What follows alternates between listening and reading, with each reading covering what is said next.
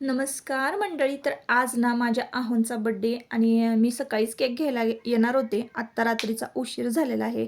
मला वाटतं 8, 8:30, पावणे 9चं हे टायमिंग असावं आणि एवढा उशीर का झाला तेही सांगते. तर सकाळी मी येऊ शकले नाही कारण गाडी जी आहे ना, त्यांनी गाडीची चावी लपवून ठेवली होती. त्यांना वाटलं की मी टू व्हीलर स्कूटी घेऊन जाईन आणि कुठेतरी धडकायचे. बऱ्यापैकी मी आत्ता चांगली गाडी चालवते, तरीसुद्धा यांना माझ्यावर अजिबात विश्वास नाही. म्हणूनच रात्री एवढा उशीर झाला केक खरेदी करायला. येता येताना एक लेडीज वेअर दिसलं, तर खूप छान छान इथं ड्रेस मला दिसले ना, काही ड्रेस सिलेक्ट केले.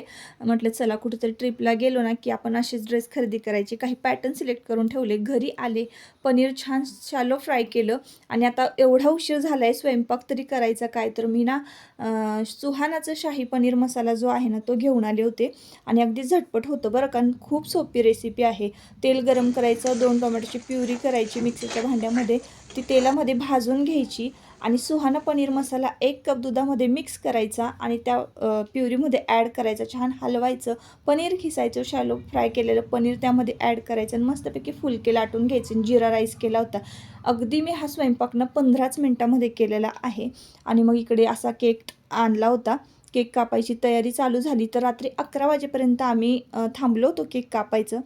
तर आयुष ना आज कुस्तीला गेला होता आणि आज तो पहिली कुस्ती जिंकलेला आहे. म्हणजे पहिली नाही, याआधी पण खूप साऱ्या कुस्त्या त्यांनी जिंकल्यात.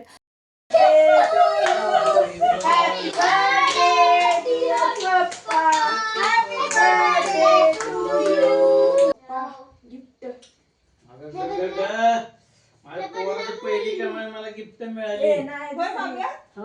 तर दुपारी 1 वाजता एका मैदानावर तो कुस्तीसाठी गेला होता आणि रात्री 11 वाजले त्याला घरी यायला. जेवला वगैरे आणि मग त्याच्यासाठीच आम्ही केक कापायचं थांबलो होतो. हे बघा सगळ्यात मोठं माझं गिफ्ट. तर देवांशने ही तासाभरात केलेली मेहनत आहे. हे देवांशने दिलेलं गिफ्ट, पप्पाचं गिफ्ट आणि ट्रिपलचा केक आहे आणि हे आमचे पप्पा आहेत.